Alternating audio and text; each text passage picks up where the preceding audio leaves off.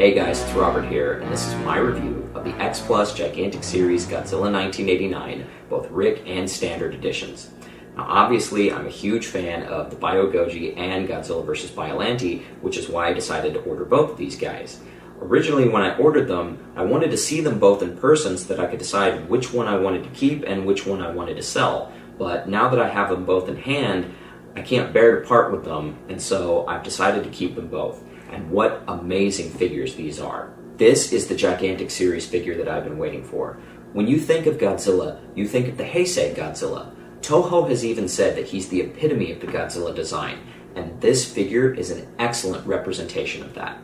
I love everything about him, from his sculpt to his pose, his paint app, and his size. He's massive. The Gigantic 89 is just over 20 inches tall. He's taller than the 54, the 64, and even Gigantic Shin.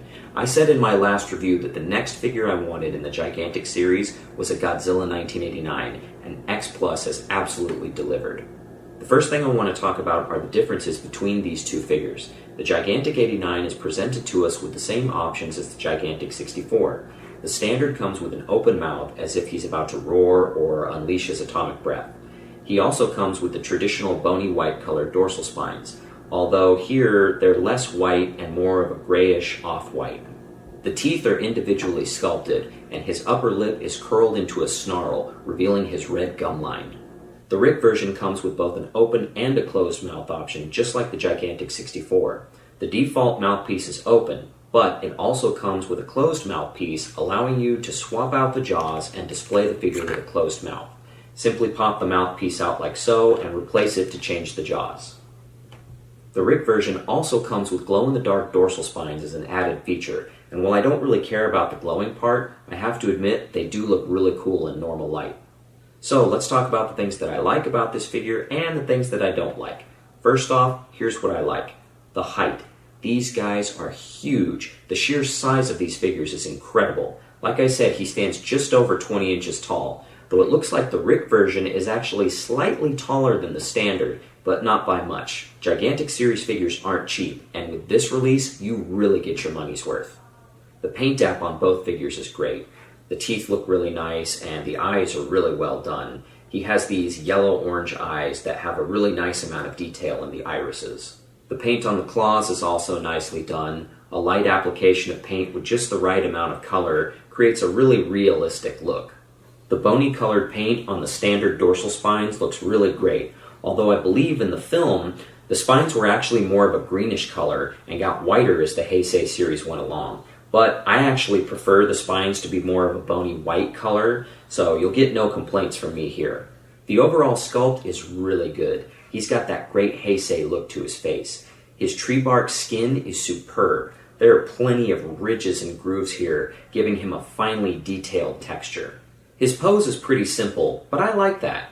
Unlike Gigantic Shin, who had a really dynamic pose, I prefer a pose that reflects the way Godzilla looked most during the movie, and this pose really captures the way that he looks throughout the majority of the film. In any number of scenes in Godzilla vs. Biollante, you can find Godzilla looking like this, whether it's his emergence from Mount Mihara, his battle at sea with the Super X-2, his landing in Osaka, or his fight with the Maser tanks in the M6000 TC field. Godzilla looks the most like this throughout the film.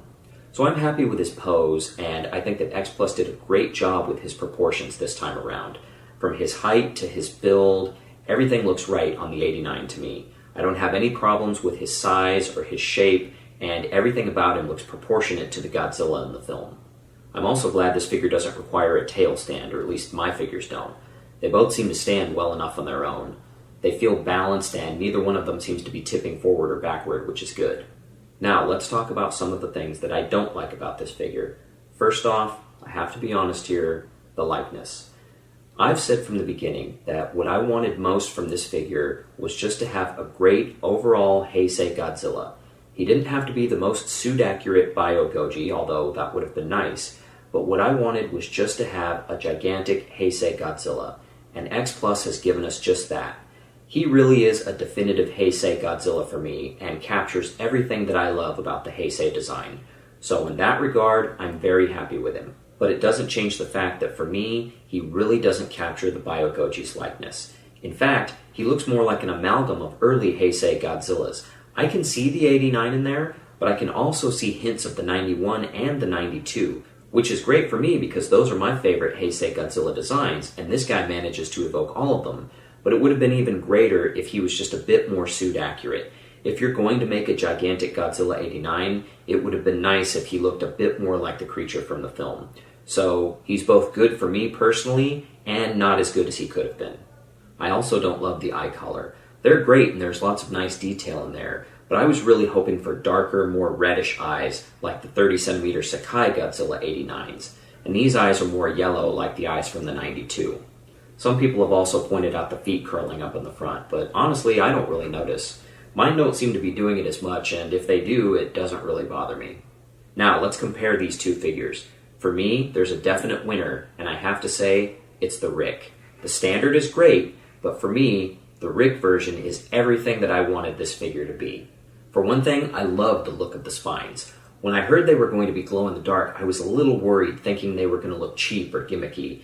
A smooth, translucent vinyl with an ugly green color. That same green that all glow-in-the-dark toys had in the 80s when I was a kid. But it's actually the opposite. The lighter color really makes them pop and adds an extra bit of flair. The spines on the standard actually look a little dull by comparison. Next, I don't know if it's just my figures, but the standard seems like he's leaning to one side a little, making it look like he's walking in mid-step. I don't know if this was intentional or not, but I'm not a fan of it. The Rick, however, is standing nice and straight. He's got excellent posture, which between the two helps him to look even better overall. But again, this might just be the case with my figures. If anyone else has experienced leaning between either of these guys, feel free to mention it in the comments below. Lastly, the closed mouth. That closed mouth really sells it for me. I like the open mouth on the standard just fine, but when the Rick's mouth is closed, he looks awesome. X-Plus really nailed that Bio-Goji scowl, and with his mouth closed, he just looks really angry, like he's ready to destroy a city or fight a giant mutant rose. Not to mention, X-Plus seems to have learned from their mistake with the 64. The closed mouthpiece on that figure connected right at the jawline, which unfortunately led to varying degrees of mouths closing from figure to figure. But the mouthpiece on the gigantic 89 actually connects at the neck, keeping the mouth closed all the way. The connection is sturdy and solid, and the mouth stays closed. If I have one complaint about the closed mouthpiece on the Rick version, it's that it's a bit too square. I wish it was a little more round on the top and the bottom, which might give it a bit more of a natural look. Instead, it's kind of boxy. There are also visible seams where it connects to the neck and jaw, but they're hardly noticeable and they don't detract from the figure. So there you have it, the Gigantic Series Godzilla 1989 Rick and Standard Editions. Both are great figures, but for me, the Rick version is definitely the winner.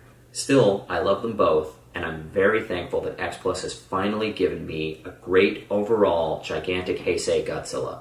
Is he my favorite gigantic in the series? No, that title has actually gone on to another figure, but that's a review for a later time. In the meantime, these guys are welcome additions to my collection. As for what I'd like to see next from the Gigantic series, X-Plus, if you're listening, onegaishimasu. Please, please, please make a Gigantic Series Godzilla 1984 and a 30cm 84 based on the Yuji Sakai sculpt. I have waited my entire life for those figures, and if you make them X-Plus, I will be the first person in line to pre-order them. That does it for this review. Be sure to like and subscribe and leave your comments below. Thanks so much for watching, and I'll see you next time. Sayonara!